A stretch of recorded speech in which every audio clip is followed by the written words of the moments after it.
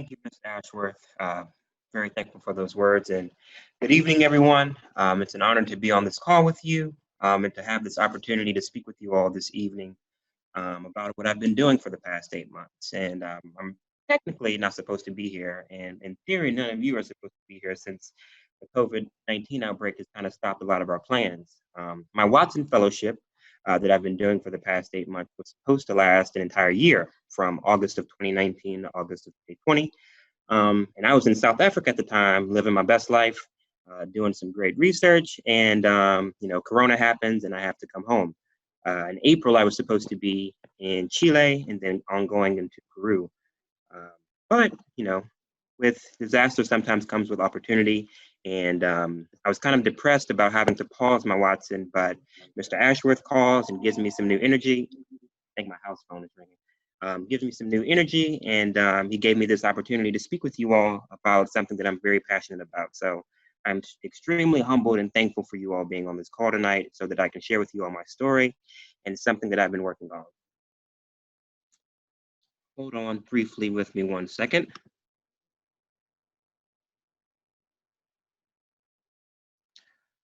All right, can everyone see this presentation?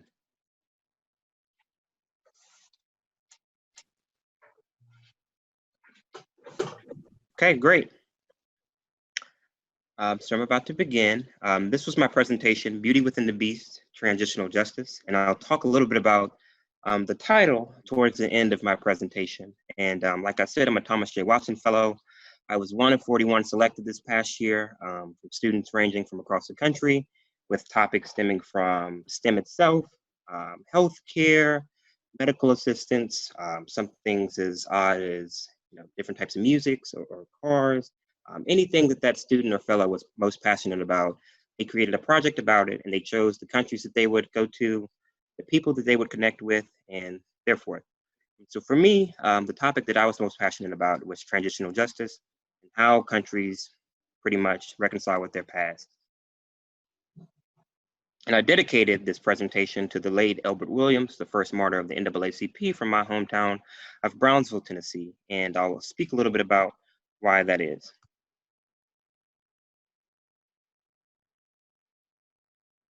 So this is a little write-up that they wrote about me on the website as to what my project was. The United States enslaved and exploited African Americans for hundreds of years. This year, I look to engage with countries transitioning from their own histories of oppression to learn how they reconcile with their past and bring new ideas and imagination to the ways the United States may reconcile with its own. So how did I come up with this idea or this passion of mine?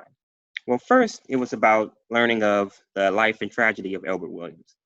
And I'll never forget, it was back in maybe 2015 when we had Elbert Williams Day in Haywood County, probably one of the grandest days ever to grace Haywood County. Hundreds of people gathered together, just celebrating the life of a man who put his life on the line for people to have the right to vote.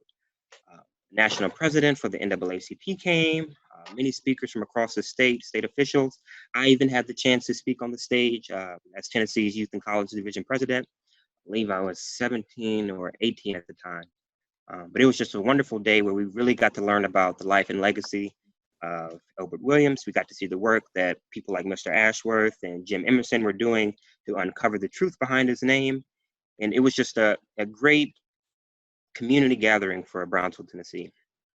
But on that note, a lot of celebrating was happening. But in the back of my mind, I was always thinking about, Elbert Williams' life and the fact that he should not have had to go through what he went through.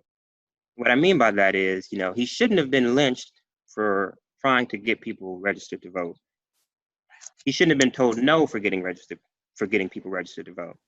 And then on top of that, for us not to be able to get justice for what happened to him, to define who actually committed the crimes, to define what actually happened to him or where his body is, because it was put in an unmarked grave, just felt not only angry but unsatisfied with what had happened.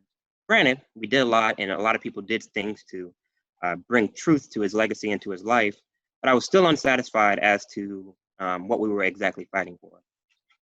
And that kind of leads into my second point of being frustrated within the NAACP and with alleged civil rights leaders. So I served as Tennessee's Youth and College Division president for approximately 6 years. I just stopped last year in August of 2019 when I left to go do the Watson. And I love the work that I was able to do and the people that I was able to meet. Most notably working on the case for Centoya Brown to grant clemency to her. And now she's doing a bunch of different speaking events and writing books and documentaries about her on Netflix. It's just an amazing thing to see, knowing that people in Tennessee and people on the ground working for her, and that I had a chance to play a part in that.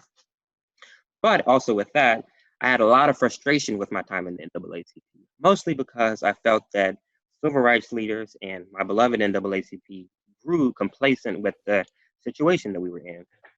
So for example, for our Tennessee State Convention every year, we have a town hall meeting for the Youth and College Division. And for 4 years straight, our town hall meeting consisted of a topic, all of us know, police brutality.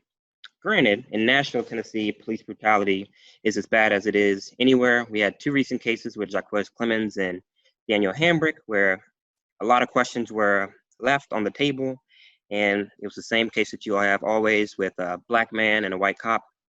So the topic was definitely necessary for Nashville.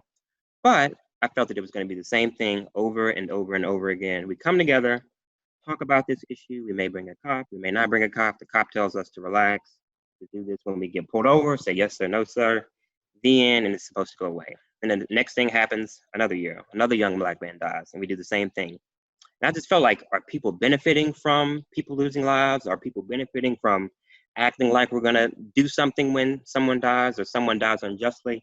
What is the point of the NAACP if the genesis of the organization was to stop the problem rather than passing it on to the next generation? So I had a lot of frustration within the NAACP in figuring out what we can do differently to address certain issues like police brutality. What could we do to look at the roots of these issues in terms of police brutality, in terms of healthcare, in terms of mass incarceration? So that kind of led me into my third point of learning about South Africa in a world politics class. So I'm sitting in this world politics class and we're talking about everything from wars to trade to the economy. And the topic comes up about South Africa and apartheid. So I'm sitting there with my peers in class, and it's a predominantly white school. So I want to say I was the only Black person in my world politics class. And we're listening to the horrors of apartheid and talking about how people lived through segregation and how they were tortured and killed and denied the access and rights to vote or to better schools. And I'm looking around at my friends and my other classmates, and they're just like, oh man, this is so terrible. How could something like this happen? Why didn't we step in sooner? Where was the international community? Why did these people let this stuff happen to them? And I'm just thinking, I'm not crazy or nothing. Like this was very bad, but this also happened in the United States, on our soil, on the very soil that we're on in Swanee, Tennessee. So I just thought it was laughable that people could show so much empathy for something that happened in another continent and not show that same apathy to people that happened to on the same soil that they're on today, the same citizens that they share citizenship with. So on that note, I became really intrigued in South Africa, learning more about it, learning more about Mandela, Stephen Biko, and then the topic came up of truth and reconciliation. What in the world is that? And my professor started to talk about it and saying, oh, this is just a commission where victims are able to speak truth to power, to share their stories, to point out who did this to them and who did that and how they were oppressed. And the perpetrators are able to come forward and confess their sins in hopes to get amnesty for the crimes that they committed.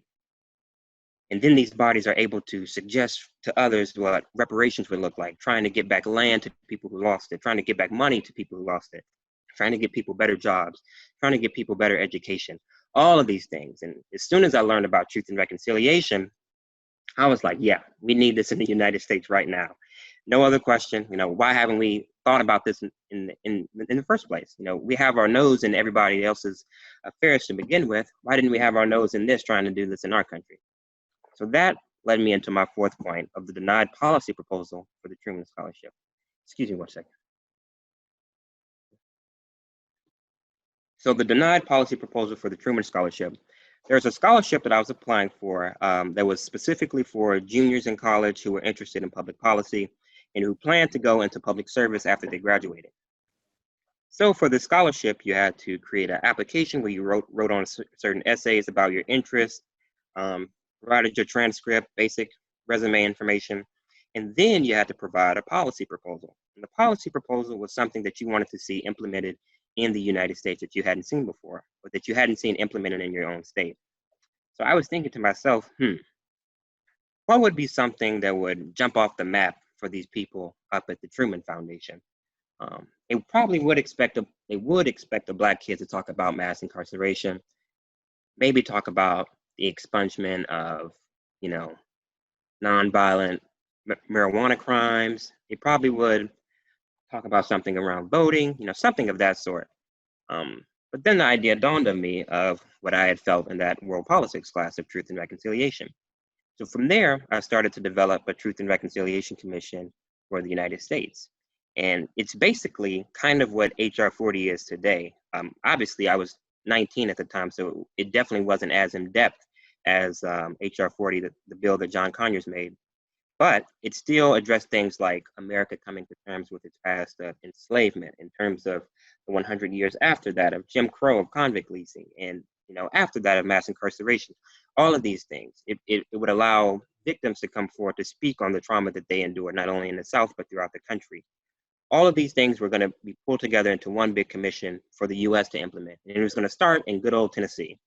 Boy, was I just idealistic and dreaming in that sense. So I create that application with my proposal and my application, and I give that to my university. But how it works is you have to receive a nomination from your university before you can actually apply for the official scholarship.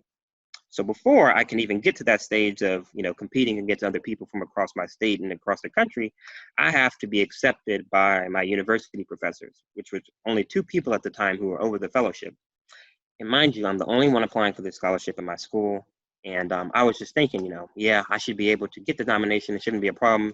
Then I can try to work out and see how I can compete at a national level.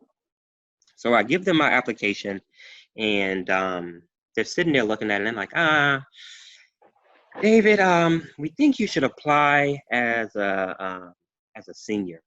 We think that your profile will be better as a senior, maybe getting more public service experience under your belt, improving your GPA a little bit. We just think that would be better.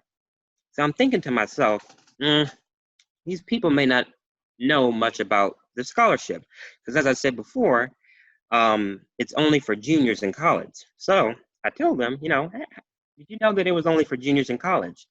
And to their surprise, they didn't know that. They look on the website in disbelief, like, oh, I didn't know such a thing. My mistake. I tell you what, we'll give you a month, and we're going to look over this application, and then we'll get back with you to see about moving forward. So I give them a month, and I'm sitting there week after week, emailing, seeing how it's going, checking on the status, emailing. And then probably late January, I get an email from one of my professors asking to come into their offices. And I come in, and they pretty much say, David, thank you for doing this application in such a short amount of time, but we basically are not going to move forward with your application. We think that your GPA may be too low to compete at a national level, despite the scholarship not having a GPA requirement. We still think you don't have a lot of public service experience, and we really think that your policy proposal is something that wouldn't be feasible in a United States context. So after that, I was pretty much devastated and kind of depressed by what I was hearing.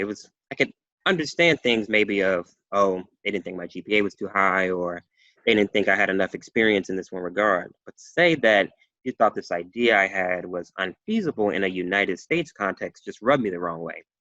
So from that, I knew that this was an idea, with or without this scholarship, that I would want to pursue. So after that, I started to research heavily on this idea of transitional justice and truth and reconciliation only in the United States. So then I found out about Ta-Nehisi Coates and the case for reparations. Then I found out about HR 40 and John Conyers and Sheila Jackson Lee having this bill on the floor. They would do the exact thing that I wrote in this policy proposal. So I knew that I wasn't that crazy in this regard for this idea. So from there, and I was still thinking of ways that I could still pursue this idea, um, maybe not necessarily in a domestic context, but in a global context. So then I'm walking down the hallway one day and I see a sign on the wall that says the Watson Fellowship. And I had remembered I served on the honor council for a year, and one of my council members, who was much older than me, had won the Watson. And I remember him doing some crazy fellowship and going to all these countries, exploring emergency medical assistance, but I didn't really think of it at the time when I was a freshman, mostly because I wasn't really something I was thinking about. But that junior year, when I saw that, I was just thinking, you know, it still sounds like a crazy idea. 1 year fellowship, fully funded. The student creates his own topic, his project, the countries that he wants to go to, the organizations and foundations that he wants to meet with. He has to organize his travel, his lodging, his food, everything that most programs would take care of for you, the student has to manage and figure out.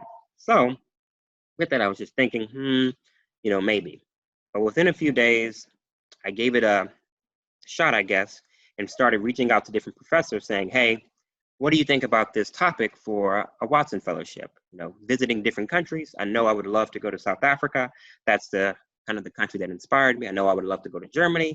They're really popular in the regard of transitional justice. What do you think? And from that regard, they too told me that the idea was crazy, but that they liked it because it was something that the U.S. hadn't seen before.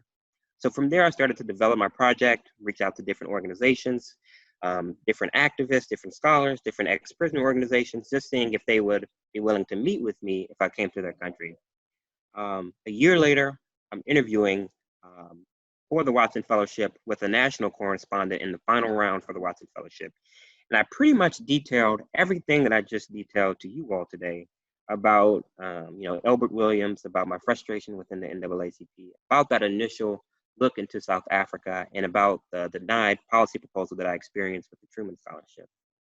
And after that, I could see it on her face that there was no way I was not going to get this fellowship. I mean, as humbly as I can say it, I just knew that I sold myself in a way that said that with or without this fellowship, I think this is an idea that would be necessary for this country to grow. And from there, I have my Watson Fellowship. So by the numbers, I initially selected 6 countries to do the research in. Northern Ireland, which is technically the United Kingdom, Germany, Rwanda, South Africa, Chile, and Peru. And unfortunately, I wasn't able to go to Peru or Chile because of the COVID-19 outbreak. But because of the Watson Fellowship, they allow you to add countries that you may not have thought of while you were creating the project to visit that could augment your project, or visit countries that you think you would just want to visit for leisure. So I took full advantage of that opportunity. I visited Poland and Israel, specifically to visit Auschwitz in Poland and Yad Vashem in Jerusalem. I visited Ireland, France, Netherlands, Greece, Switzerland, Liechtenstein, Belgium, Egypt, Tanzania, and Kenya for brief visits. 16 countries in total in the span of 8 months from August to March. I did 46 interviews and visited 60 sites. And I started this thing where I was reading a book a week, or at least trying to, because I had a lot of spare time. Obviously, when I started traveling to a bunch of different countries, that goal kind of ended and I got a little lazy. But I still read a good amount about books, kind of giving me a framework about this country, about the countries that I was doing research in, and also read books more so about the United States and work that had been done around reparations and transitional justice in the US. So here are a few books that I would suggest reading to learn more about the conflict in each of these countries. So Making Sense of the Troubles by David McKittrick, Learning from the Germans by Susan Neiman, which gives a really good comparative analysis between German transitional justice and what transitional justice could have looked like in the US following the Civil War. Mein Kampf by Adolf Hitler, and definitely, I don't espouse Hitler, but what he writes in this kind of autobiography of his is what happens, afterwards. And he publishes this book in the 1920s, and literally what he writes comes into fruition in the next decade. He also talks about in this book, what I was talking to Mr. Ashworth about earlier, is how he was inspired by the racial caste system that was happening in the United States at the time, that later gave way to what happened in Germany in the Holocaust. Next, for Rwanda, we wish to inform you that we will be killed tomorrow with our families. For South Africa, Long Walk to Freedom, which is Nelson Mandela's autobiography, Born a Crime by Trevor Noah, No Future Without Forgiveness by Desmond Tutu, and Repair by Catherine Frank for the United States. So here are some pictures from Auschwitz, and the kind of the label on the front of most concentration camp gates, Arbeit macht frei, which means work sets you free. So that's what Jews and other forced laborers would see as they would enter into concentration camps. Here's some photos from Israel, Yad Vashem, which is the World Holocaust Remembrance Site, or the official World Holocaust Remembrance Site. The meaning of the name comes from Isaiah 56:5, and to them I will give in my house and within my walls a memorial and a name, Yad Vashem, that shall not be cut off. So on with that, I visited a lot of cool places, like I mentioned, France, Switzerland, Liechtenstein, Egypt, London, or England, and Tanzania in the bottom right. But for my 4 countries that I did the most research in, Northern Ireland had the Troubles, Germany, well, Northern Ireland in the top left at the International Wall. And obviously, I fell in love with this wall I found in Northern Ireland, seeing a big painting of Frederick Douglass. The top right is in Nuremberg at the war trials room where they prosecuted Nazi elites. Bottom left is the Kigali Genocide Memorial. And I'm behind a memorial, Kwibuka 25, which pretty much means we remember 25 years later. I was there for the 25th anniversary of the genocide in Rwanda. Bottom right is South Africa in Johannesburg at Nelson Mandela's house. So on the side of kind of my official project, I did these interviews and kind of posted them online, similar to Humans of New York. So I would interview these people, ranging from people I would find in the park or at a coffee shop, but also people, who were thoroughly ingrained into the conflict that their countries transitioned from. So this would be scholars, PhDs, professors, relatives of people who lost loved ones, ex-prisoners, survivors, commissioners, activists, preachers, anybody I could get my hands on pretty much who was willing to speak with me and to share their stories with me. So the top 2 are from Germany. The top right is from Northern Ireland. Bottom left is South Africa. Bottom in the middle is Rwanda, and the bottom right is a commissioner from South Africa. So here's an example of some of the stories that I was able to get. This is a lady from Northern Ireland who lost her uncle in a civil rights march in Northern Ireland. We copied our civil rights movement from the United States. We stole their songs, slogans, and we make no bones about it. We tell people all the time, it worked perfectly for us, and we tried to emulate exactly what African Americans did. Our movement was for basic human rights, civil liberties, and voting rights. It worked and created many reforms. But after the British Army came down and killed innocent people on Bloody Sunday, the civil rights struggle died forever. There was no more peaceful movement. That's when the armed struggle took over. I lost my Uncle Jackie. He was the first killed on Bloody Sunday. He was 17 and a champion boxer. He was shot in the back while running away. They called him a nail bomber. On the front page of the New York Times, it said gunmen and nail bombers were killed instead of ordinary folk on a civil rights march.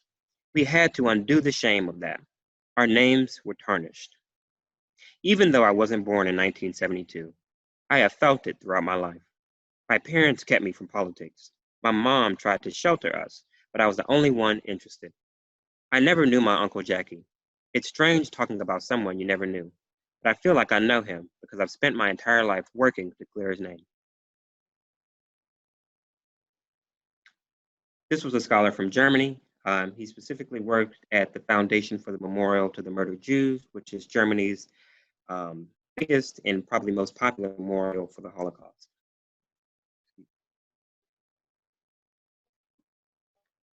Here's what he had to say.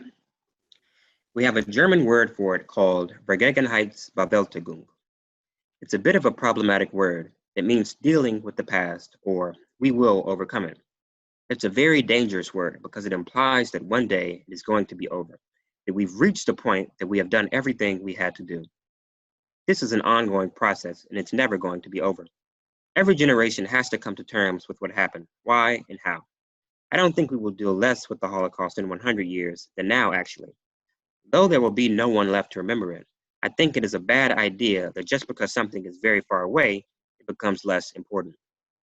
Learning about the Holocaust growing up, I had many mixed and conflicting emotions. It was a consensus that this is something we have to take responsibility for. Many people actually feel personal guilt about it living today, at least from my later generation in the 70s, trying to come to terms with it. For me, it was about taking responsibility and not ignoring these things, to know that you could hurt people's feelings if you say you didn't care. It doesn't mean you have to feel personal guilt in 1999 for what happened in 1944, because that does not make sense, but that it is something that is there and it is not going away. Anti-Semitism never really died here. Mind you, we are talking one day after a neo-Nazi shot up a synagogue in Halle. A German official actually said that what happened yesterday seemed unimaginable in Germany when Jews were attacked on their biggest day of celebration, Yom Kippur. My first reaction was, how can you say that? It seemed impossible. I am just surprised at how someone could say it seemed impossible. I'm not saying it was a disaster waiting to happen, but I am not totally surprised that someone snapped and wanted to murder Jews. Excuse me. It has always been there, and now people are becoming radical again. So what he's referring to about the attack that happened one day before he and I talked is this video. And obviously I did not tell my mother about this while I was over in Germany, but this is what happened.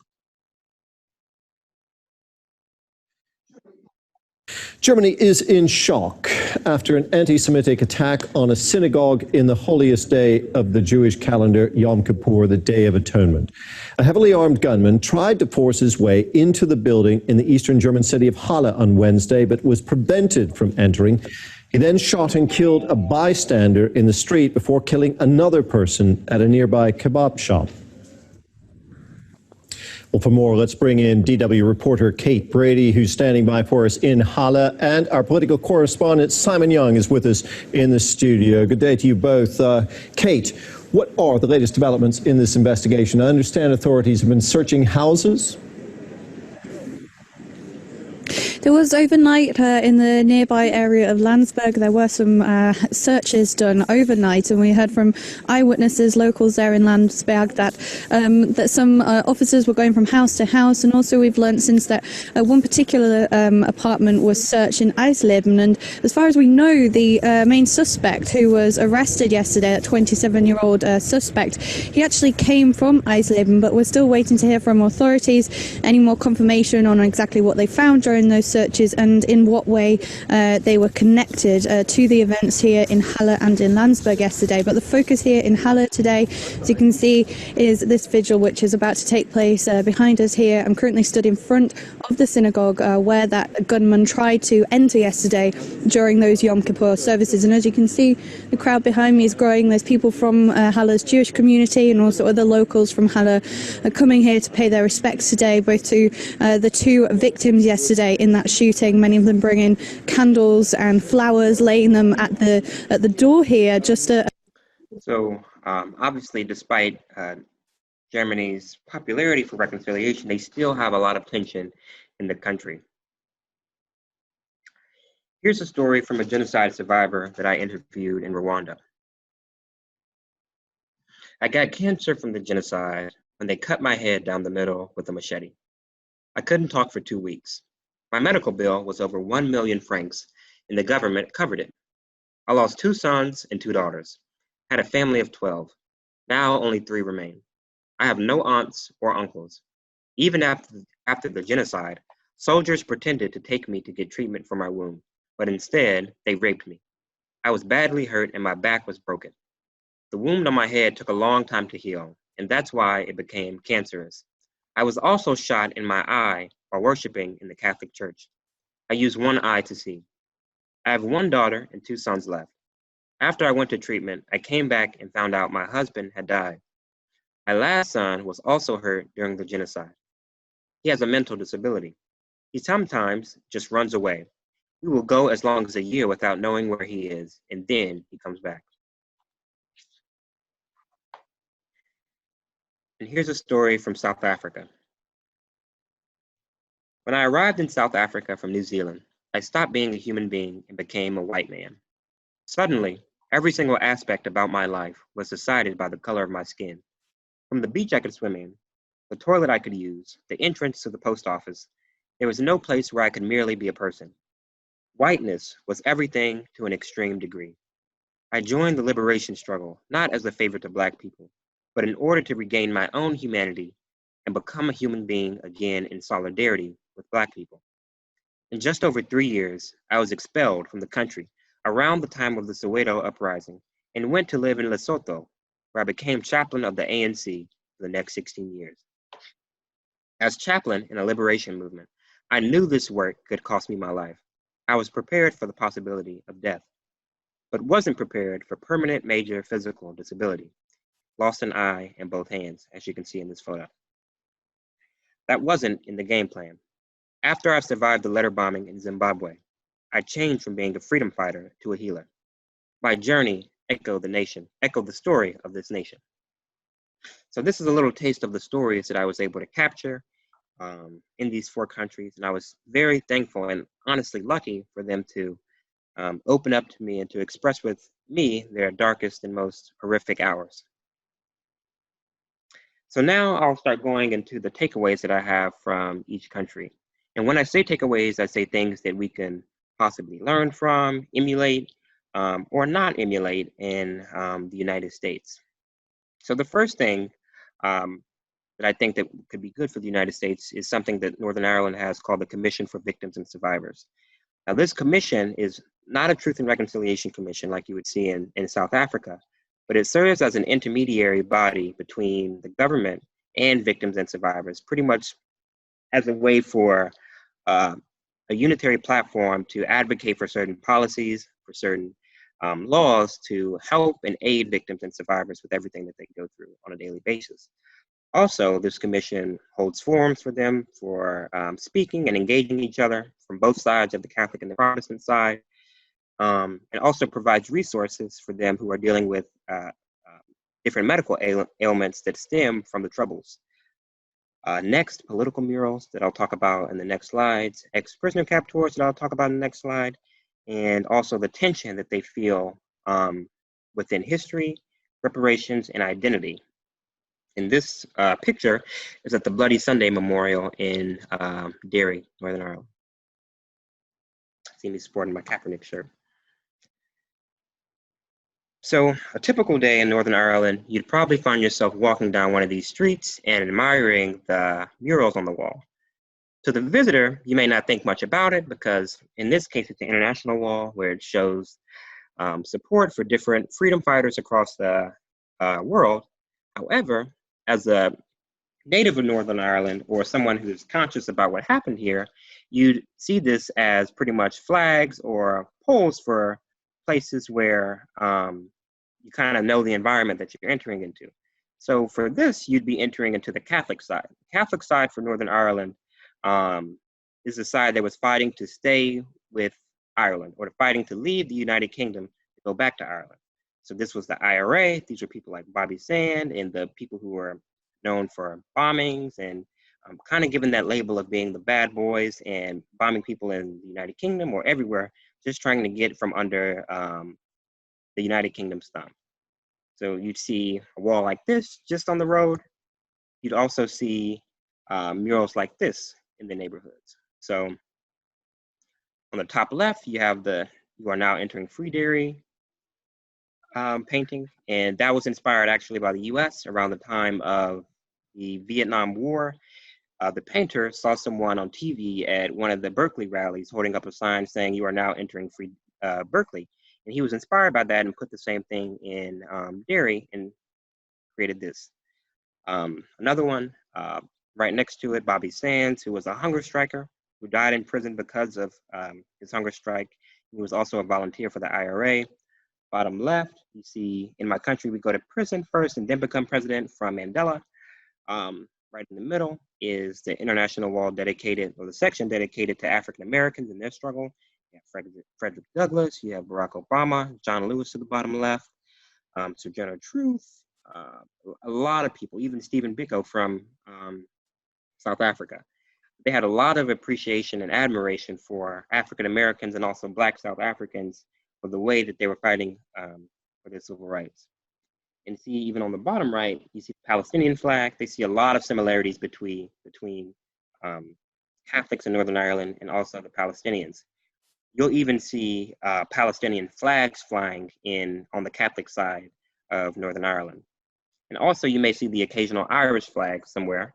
And this was in Derry, where it says Unfinished Revolution, and also the no sign on the PSNI, which pretty much is the police services for Northern Ireland, saying that they don't like the police services in Northern Ireland. And also to the top right, sectarianism, it hasn't gone away. So obviously they still think that this issue is still very relevant for them. Mind you, the conflict in Northern Ireland didn't stop until 1998 with the Good Friday Agreement, and it lasted approximately 30 years, starting in 1968. But the religious tension started way, way, way long ago, almost 800 years ago, just from colonialism. So I just showed you the Catholic side and the pro-Irish side. This is what the Protestant side looked like, the pro-British side, the Loyalist side, the Unionist side. So you'd see a lot of British flags, as you can see to the top right. And on this top right memorial is one of the soldiers who fought on the Protestant side, who was known for killing the most amount of Catholics. And he was supposed to have these very, very, menacing eyes to kind of scare people who would walk into the neighborhood. You'd also find a lot of people, or a lot of murals with people with guns and ski masks. Yeah, and you also see the portrayal of history very biased. For example, let me see which one would be a better one to show. So this one to the top left, this one to the top left says 30 years of indiscriminate slaughter by so-called non-sectarian Irish freedom fighters. To the side on the left, it says no military targets, no economic targets, no legitimate targets. So it's pretty much saying that everything that the Catholic side was fighting for was garbage. Now, mind you, this isn't in a museum. This isn't inside a memorial.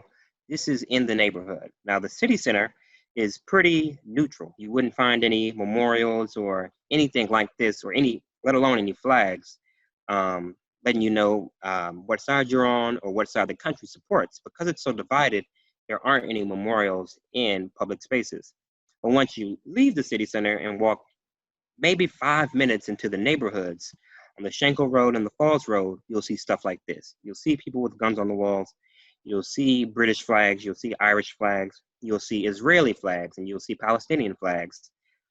It's very, very divided, almost on anything. It could be sports, it could be music, but it all stems from this religious tension. One way that they've been able to kind of reconcile with that is through ex-prisoner cap tours. So on the left, this is me speaking with an ex-IRA member who was thrown in prison for bombings, and he now has the ability to give tours to international visitors who want to learn more about the Troubles. On the right, I'm getting a tour as well from a pro-loyalist, pro-British Protestant ex-prisoner. So these people, every day of the week, take visitors through the same neighborhoods that they used to frequent daily, pretty much giving them their story on the Troubles. Now, I don't think there's a better expert on the Troubles than the people who are actually living that life, and also who are penalized for the things that they did, the things that people now study. So one thing that's really cool that Northern Ireland does is, for example, say that I'm having a tour with this guy on the left from the IRA. He gives me a tour, shows me around the Catholic side, pretty much shares why the Catholics fought the way they fought and for what reason they were fighting for. Then he goes to the other side of the wall. Now, mind you, there's a wall between the Catholic side and the Protestant side that closes around 6 or 7 every evening. And that was put up just to stop violence between the two back in the 70s or 80s. But the wall is still present, and they still haven't been torn down.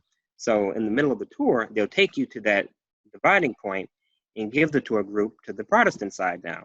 They shake hands, both the ex-prisoner from the IRA and then the ex-prisoner from the Protestant side. They shake hands, maybe crack a few jokes or something, and then the Protestant guy will then give you his tour, give you his story, and give you his reasons for why the Protestants fought for what they fought for in terms of defending their territory and so forth. So it's a very cool way that Northern Ireland has used ex-prisoners to, one, re-immerse themselves into society, and for them to, earn an honest living with them educating visitors and anyone else who wants to learn more about the troubles and the conflict that happened. Now, yeah, it's kind of, crazy. I was talking to him, and he went to jail for killing people.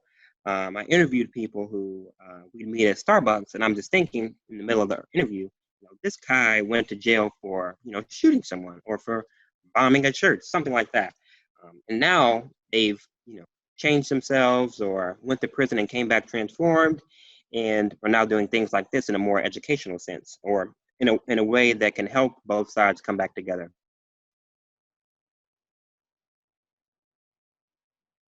This was also something that happened while I was in Northern Ireland.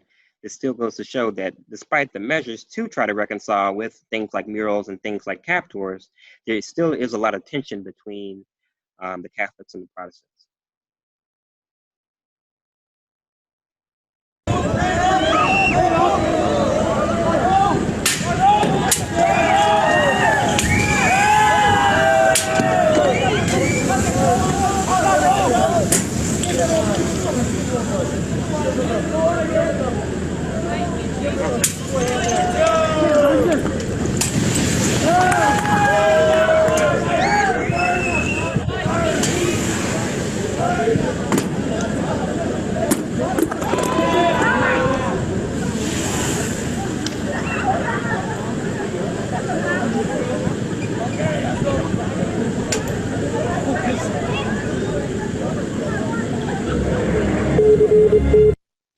So in that video, it was from Catholics who were attacking police trucks, who were kind of protesting against the search of their homes. And Catholics have never had a good relationship with the police, really similar to how African Americans feel about the police here at home.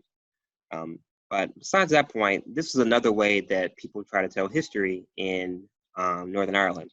So walking down the street, you may see a sign like this. Now, obviously, after you learn a little bit about the Troubles, you can tell this is a Protestant sign.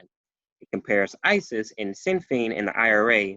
No, excuse me. It compares ISIS to Sinn Féin and the IRA. It pretty much compares an ISIS attack to an attack that the IRA casted against Protestants in London.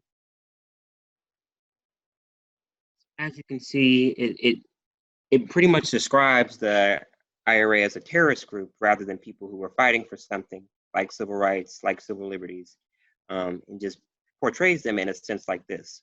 So for national museums or more neutral museums within the city, you wouldn't find anything like this, but there's barely any scholarship within a neutral context that has been made because both sides are so contentious on the topic.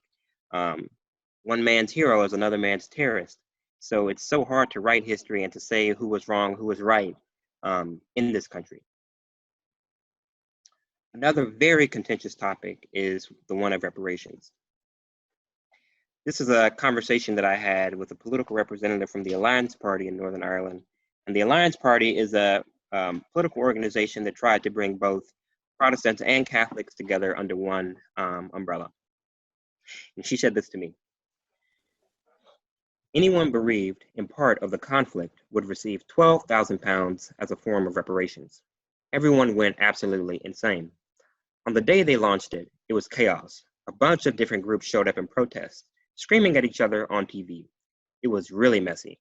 They believed £12,000 was ridiculous. What you get are people who try to distinguish between innocent people affected and people involved in the conflict. Like people from maybe a Republican side or a Catholic side who say, yeah, I did some stuff, but there were reasons. Things happened to me that caused me to take up arms. There's a lot of dissent between the two sides. The thought of paying a blanket sum to everybody is difficult because I kind of get how if your dad was a policeman who was killed by the IRA, and then you're going to get £12,000 for having lost your dad, but so are the IRA people who killed him, I see how that really sticks in people's throats. Reparations are really contentious here because of this. So the point she's pretty much making is the idea of a victim or a survivor is very contentious because in theory, both sides are victims and survivors. The IRA man who killed a policeman could also have something done to him. So, in theory, he would also be a victim as well as a perpetrator. Does he have the same amount of opportunity and the same amount of ability to get those reparations as the person who lost their life or the family who lost one of their loved ones? Some say yes, some say no. And that's why it's kind of been put on a standstill in Northern Ireland with issuing reparations out to people. Another reason reparations and other things that they've tried to pass has been put on a standstill is because of the Brexit that was happening around the time that I was there in the early fall, like around August and September. So there's a border between Northern Ireland and Ireland. And for those of you that don't know, Northern Ireland is under control under the United Kingdom from Great Britain. And Ireland is its own sovereign country. So mind you, you have people who think that they're Irish in Northern Ireland, but they still have to pledge allegiance to Great Britain. Then you have people on the other side of the border who actually are Irish and have the Irish flag and have their Irish culture. So it was always this war between, how did the people in Northern Ireland get back to Ireland, or how do we get Northern Ireland to become one Ireland? But also in that regard, you have a small minority of Protestants who believe that they're British. You have this minority who thinks that they should continue to stay with Great Britain, that they should continue to serve under the Queen and the Crown, and pretty much do away with this Irish culture that they try to disavow. So I was thinking when I first learned about this country, what is something that could be similar to it in an American context? Because I see how Catholics, like I understand the Catholic movement more because they found something in the civil rights movement. They also were having civil rights marches. They also had a Bloody Sunday that got very bloody. They also had freedom fighters. They also did these things that African Americans did. And they were fighting from, hundreds of years of colonization. That made sense. And I kind of tied the Protestant side to the side of poor whites in the United States. In this article that I wrote, Catholics are white. Catholics aren't white. They're black. Protestants aren't white either. They just don't want to be black. Northern Ireland in a nutshell. I argue that I kind of juxtapose poor whites and Protestants in this argument where I say, have you ever wondered how poor whites could vote for Trump, rather than voting for someone who may be better for them economically? And I argue that, despite, voting for somebody who could be better off economically, they rather vote for Trump because they rather associate with this idea of whiteness. They rather associate themselves with this idea of privilege rather than being equal than someone, despite them being oppressed by someone much larger than them. And that kind of is the lens that I was able to understand the conflict in Northern Ireland from. See, the British or the pro-British in Northern Ireland still have this fascination with Great Britain, with London, with Wales, with Scotland, with England, but none of them were born in Great Britain. They were born in Ireland. The people over in London and in Wales or Manchester, they don't even claim Northern Ireland as theirs. It's just something that they own, how most hegemons are. But these people, who have fought Catholics for this land and for the right to be British, it's like they understand that, but they're still unwilling to go away from Britain or to break away from it. But they rather associate with that idea because it gives them something to attach to that supposedly is better from Catholics. So that's kind of the nutshell that I was able to put Northern Ireland in and compare it to an American context. But on the Brexit note, there was a possibility that the border between Northern Ireland and Ireland was going to be closed. When I say closed, I mean when people try to enter it from Northern Ireland, they would have to show a passport or have a visa to enter into the European Union, because Ireland is in the European Union. So that was about to start, another conflict in itself with arms, because the pro-Irish in Northern Ireland believed that they were still Irish, and that if they needed a visa or passport to go across the border to where their family was or where their cousins were, that it was going to start another conflict. So it was a very contentious time, and they're still dealing with that topic, today. And if you want the link to this article, I can give it to you at the end of this presentation. So here are my takeaways from Germany.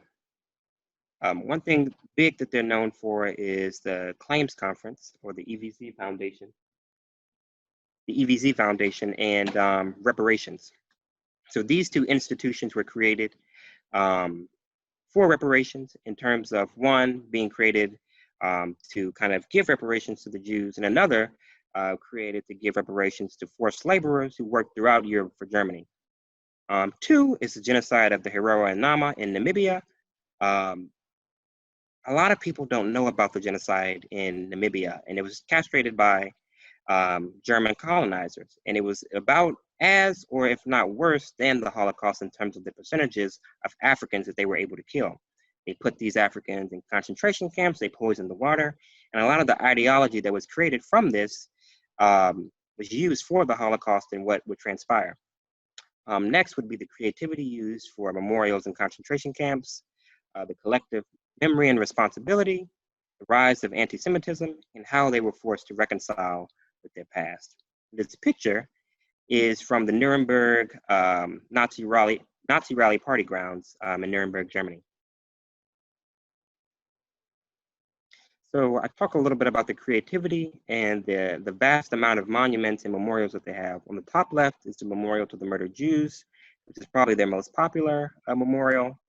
The middle is the Wannsee House, which is the place where the Wannsee Conference took place, where top Nazi executives met to discuss the final solution, which is basically the Holocaust of the Jews and the total extermination of the Jews. Top right is the Olympic Stadium that I visited in Germany. It's now named after Jesse Owens, the one in the 1936 Olympics against the Nazis in Germany. Bottom left is a memorial to the Sinti and the Roma of Europe. In the middle, bottom middle, is a house for the SS at one of the concentration camps, and another sign on the gate of a concentration camp that basically says "Work sets you free." So this is one of the creative ways that Germany tries to reconcile with their past. These are called places of remembrance. So on these posts all across Berlin, you would see these little art pictures on these flagpoles. They pretty much say not former Nazi laws back in the 30s that had a bunch of laws constraining the Jewish people and other people of color. So this one says, a bathing ban for Jews at the Wannsee Beach. And it paints a picture of the beach on here on the right. So basically saying that Jews weren't allowed to visit the beach back in 1933. Now, mind you, I walk out the train station and I see this as soon as I walk out. Can't read it, obviously. And I get the translation and I was like, just thinking, wow, what if America had former segregation laws just hanging on a flagpole, walking around Brownsville or walking around Memphis? What would that look like? Or how would people take that? Here's another one, holding the Kiddush cup. The baptism of Jews and conversion to Christianity has no bearing on the racial question. Basically saying it was a law that said that despite if Jews wanted to convert to Christianity and become Christians instead of Jews, that didn't negate the fact that they were still Jewish by ancestry. And this was a law from 1936. Another cool way that they use to reconcile with their past is stumbling stones, or stolperstein. These stones would be on the sidewalks or in front of people's homes, and they would basically have the lives of people on these little brass plaques, and it would show kind of what happened to them. So basically, this guy on the left was deported to Auschwitz, and this family on the right was also deported to Auschwitz. And you'd find these just walking down the street. You may trip over them and say, hey, what's that? Then you look down and you see, oh, this person lived here, and he or she was deported to Auschwitz or another concentration camp. Something else that Germany does creatively. You'll find these large placards in front of train stations. And it's pretty much a list of all the concentration camps, or a good amount of concentration camps. And it's called the places of horror that we must never forget. You'll find these walking down the street, and ironically, in front of your train stations. Also, I talked about the rise of the far right, the AfD party, the Alternatives for Deutschland, or Germany. This party was at one time seen as extremely far right and extremist, just like the Nazi Party was in the 1920s and the early 30s, but they've gained a lot of traction. And in this one state, they beat the party of the current Chancellor, Angela Merkel. So a lot of people are getting scared about it in Germany because they have the same rise as the Nazi parties. At one point, they were considered scary and bad, and now they're becoming more common and mainstream because they run on fear. They point out a scapegoat and they run on that and use that to get normal civilians to vote for them. So for the Nazis, it was the Jews. For AFD, it's immigrants. So like immigrants from Turkey or from Africa, they use this as a way to get fuel to bring in far-right ideology. Another contentious topic, or an important topic, that Germany has been great with is reparations that we can learn from. This was a scholar from the EVZ Foundation that I talked about earlier. Germans only paid survivors who were still alive, not to the family of persons who died. That's why it was affordable. If you had to pay all families who were affected by the Nazi crimes, it would not have been affordable for Germany. Second, Germany did not give them voluntarily. Everything was a product of pressure. First, there was pressure from the Allies, then Jews filing class action suits in front of American courts, and the campaigns of the Green Party. It needs some type of political pressure for society to pay. There is a huge discussion about what to pay and who to pay. Not everyone who is morally entitled to reparations gets them. It may not be possible to start a compensation program for atrocities happening 100 years ago, but it raises the question as to what type of events you should compensate. People will find things from the 15th and 16th century that they will demand reparations for. History is not justice.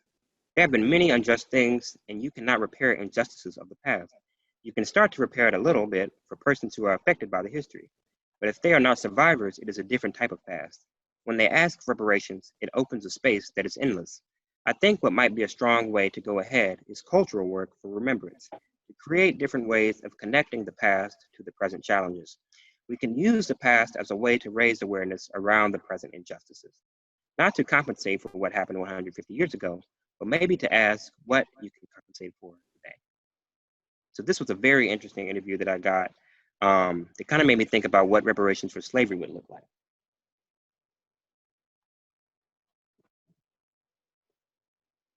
Here's another interview from a scholar from the Wannsee Conference. Excuse me one second.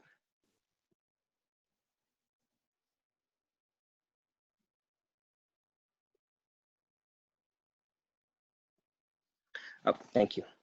So this was a scholar that I had a chance to interview, and he basically said that the difference between a lot of countries and Germany was that one, Germany was first forced to reconcile.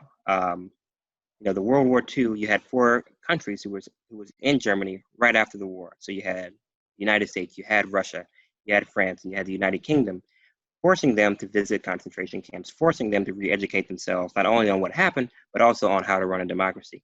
There are a lot of things that played a part in Germany being able to do creative things like I just mentioned, instead of them having to go through the motions like the United States or other countries.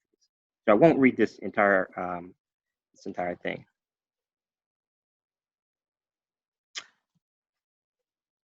Another one, kind of on the note of responsibility, was the younger generation who grew up as the kids of these Nazi perpetrators. The kids grew up and, under the control of 4 different nations, they grew up saying, what did you do for us to be in this situation? What happened? Why are we divided from the East and the West? And pretty much they used the crimes that their parents committed as fuel to kind of disobey them. So basically what he talks about in this interview is how kids would disobey and the parents would ask why, you need to do this, you need to do that. And they would say, I'm not doing anything for a Nazi. And the parents would not have a comeback to that. So it was very interesting to see these kids having this power to challenge their parents. And I kind of thought about the same thing for like kids of, say, slave owners, or kids of, say, Confederate generals, or kids of racist congressmen or Klansmen who would grow up knowing the crimes of their parents. What did they say to them? Did they challenge them, or did they continue with their privilege in society? But it was very different from Germany because obviously their country was under control. So takeaways from Rwanda. They try to really enforce one narrative throughout the country that you can't break away from, or else there will be penalties. It's extremely difficult to talk about the past. They're a very touchy subject. I couldn't navigate the project as I wanted because of that. in Germany and throughout Europe, I could walk into a coffee shop or a park and get to know someone and then ask about those questions. But in Rwanda, it was just something that you were told definitely not to bring up or to mention. What they're most known for are the Gacaca courts and the reconciliation villages. The Gacaca courts was a kind of informal or more communal way of persecuting perpetrators of the genocide. And reconciliation villages are for survivors and for perpetrators to come back together to live in the same neighborhood. One of the places that I was able to visit was a healing center that is made specifically for survivors. Um, these places offer healthcare services and also offer a forum for them to pretty much express themselves, whatever on their mind. A lot of them deal with mental illness from the trauma that they had endured. One thing that they're also known for is Umaganda. This is a community service event that the country has kind of mandated. It brings everybody together from both Hutu and Tutsi sides to come together to do community service and to rebuild Rwanda. And the last point that I made, African American, Rwanda was the first African country that I had visited, 2019. So for 2019, that was the year of return for African Americans. So you saw a lot of African Americans going to Ghana because that was the country that the first Africans came from in 1619. And I saw, on social media how a lot of them were receiving, this red carpet treatment as soon as they arrived, going here and stepping out of the airplane and giving an African name and being told welcome home and given citizenship and just being treated like rock stars or just treated like family almost. And I was expecting, any country I go to in Africa, I should get the same treatment. I'm African American, I'm light skinned, but I'm still African American. I'm still black, two black parents. I was expecting the same, kind of treatment and the same kind of comfort when, going into an African country. So when I get to Rwanda, I'm there with one of my classmates from Swanee, who's Rwandan, and he's pretty much telling me, yeah, man, I know you're black in America, but here, you're a white man. And I was just sitting there, I was like, come on, man, quit playing, that's funny. And I just blew it off like he was just kidding. But he was like, no, seriously, you're white. And I was like, no, I'm not, I'm black. He was like, no, here, you're light skinned and you're from America. You will be seen as a white man everywhere you go. I didn't listen to him, and sure behold, everywhere that I went, I was viewed as a white person. And it was probably one of the hardest things I had to go through on this fellowship was being viewed as white in Africa. People tell you here, go back to Africa, go back to Africa. Then you get to Africa and they call you white, they call you American. So it was just a very weird complex that I had to kind of get through. And it really messed with my time in Rwanda. Being my first African country, and probably won't get that same experience in all African countries. Obviously, if I had gone to Ghana, it would have been a different story. But it was kind of a rude awakening to East Africa and some of the things that I would be faced with while I was in that country. And as you can see, I'm at the official memorial here in Kigali. So as I said, they try to really emphasize a narrative for what happened. So when you talk about the genocide, it's only the genocide against the Tutsi. You can't say it's a genocide against the Hutu. You can't say it was a genocide against the Tutsi and the Hutu. It's just the genocide against the Tutsi. That's it. Any deviation from the narrative that the government tries to enforce with the international community is almost illegal, pretty much. So when I was navigating this space, it was hard for me to kind of ask questions and get the truth out of people because they were so scared to share with me their personal opinions because they had fear of possibly being penalized if I posted what they had to say. So it was very hard for me to get interviews from people because they were so scared of what I would post, what I would share, and what I would say about them. They could get back to officials in their country. So on the left, this is their official museum. And in the middle, it's still a monument from the museum. And this is the movie on the right that the government created called The 600, which pretty much talks about the 600 soldiers who overtook Rwanda to try to reestablish democracy from the Hutu perpetrators. As I stated before, the Gacaca courts, which was the kind of informal ways of bringing justice to the perpetrators. I wasn't there, obviously, because it ended a few decades ago, but this is what it would look like. You'd have the community surrounded around the perpetrator, and you'd have community leaders pretty much saying what the results would be for this perpetrator. This is one of the healing centers that I visited. And this is a lady that I interviewed. And this is one of the events where they were talking to each other and pretty much just letting off whatever they had on their chest. And in the far back, they were actually listening to someone from Israel come to speak about their experience about descending from people who they lost from the Holocaust. This is also a picture of the community service events that happen in Rwanda the last Saturday of every month, the Umaganda. So you'll bring people from both sides and bring people from throughout the country to pretty much take part in rebuilding the country and doing community service. So my takeaways for South Africa. The biggest thing that I can truly say is that the Truth and Reconciliation Commission in any country is not always effective or needed. So that may also mean that the United States may not need a Truth and Reconciliation Commission. When I say it doesn't need it, that doesn't negate that it could possibly happen. It's just not necessary. So for South Africa, despite them being so popular for truth and reconciliation and for having freedom fighters like Nelson Mandela and Desmond Tutu, they still face a lot of problems with truth and reconciliation and with inequality and with racism. So it was effective for national coverage, but not effective for actual reconciliation. The commission focused more on individual perpetrators rather than institutions that still exist today. And as I said, with the current tension that's still there, apartheid never ended, it merely evolved. According to the World Bank, it is the most unequal country in the world. And to the right, this is a picture at the Cradle of Humankind, about 50 meters outside of Johannesburg. So this is me at an apartheid bench.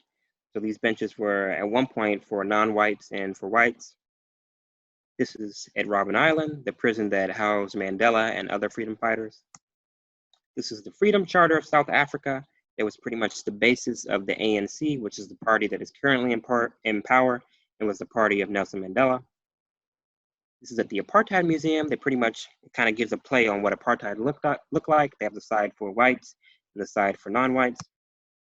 The District 6 Museum, which showcases a thriving, diverse neighborhood of Blacks, of coloreds, who had their land stripped from them in the new apartheid laws. And that land still exists today, but now it's desolate, no grass, dirt, and it's just a shame to see what it looks like now and what it looked like then.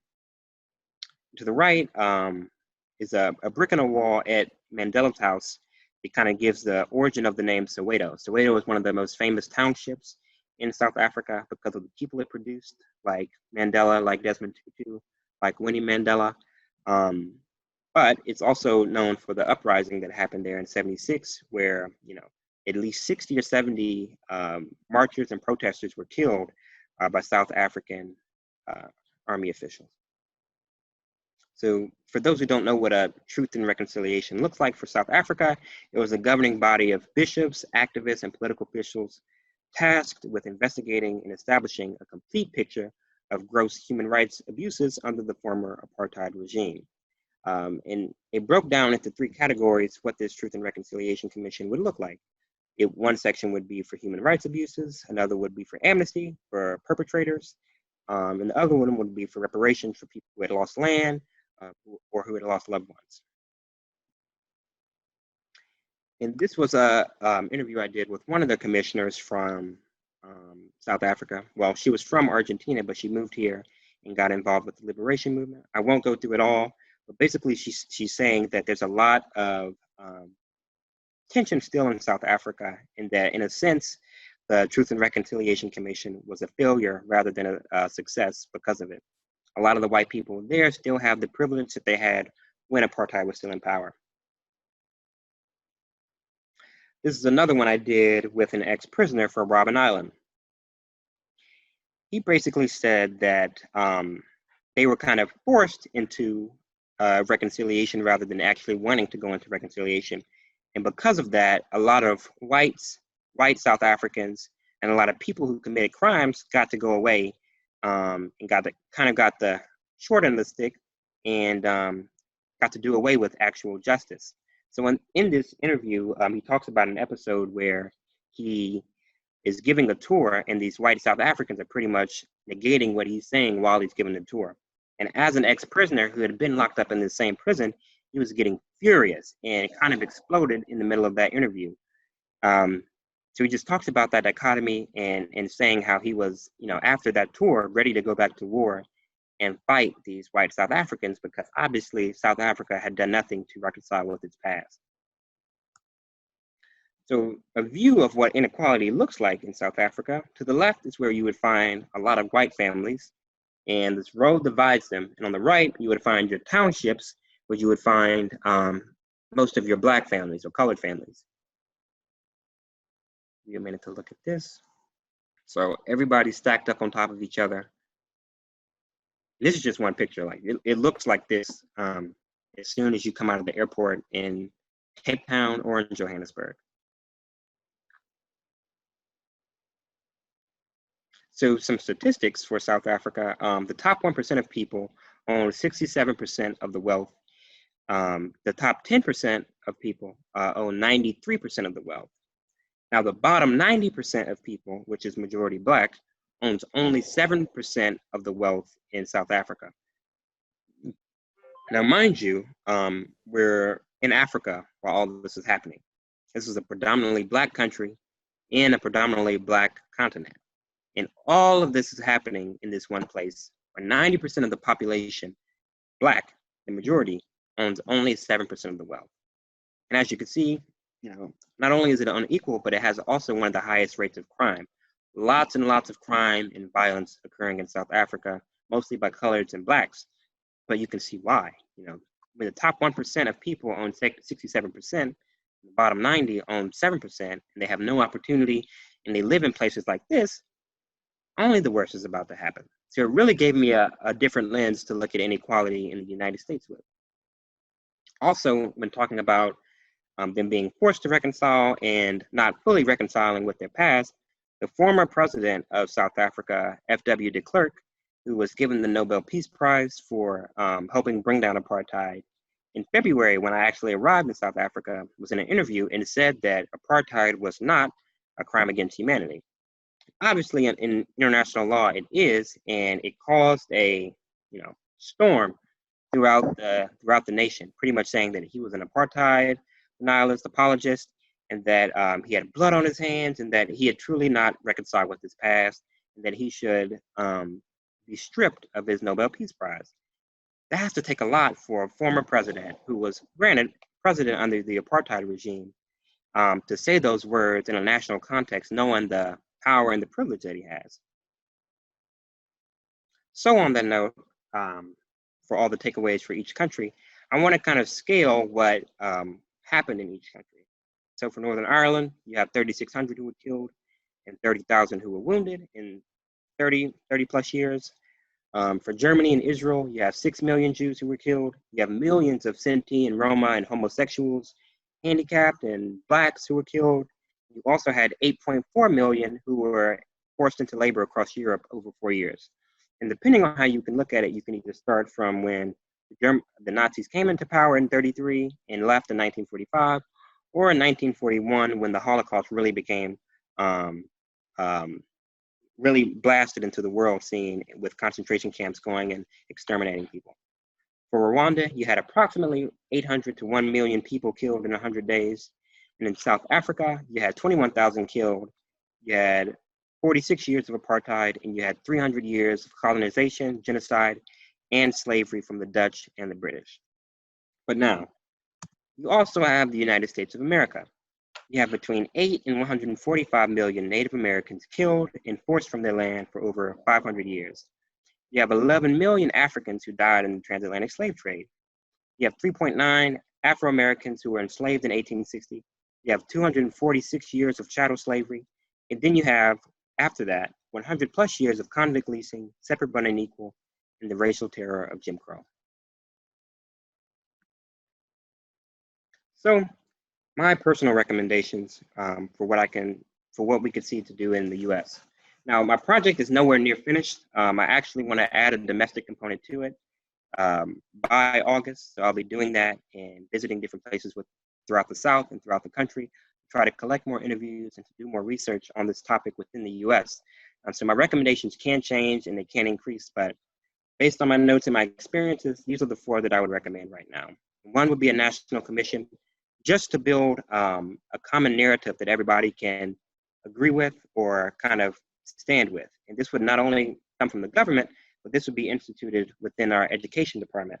And this would not allow for generations of kids to grow up not knowing about the horrors of slavery, not knowing about the true history of our country.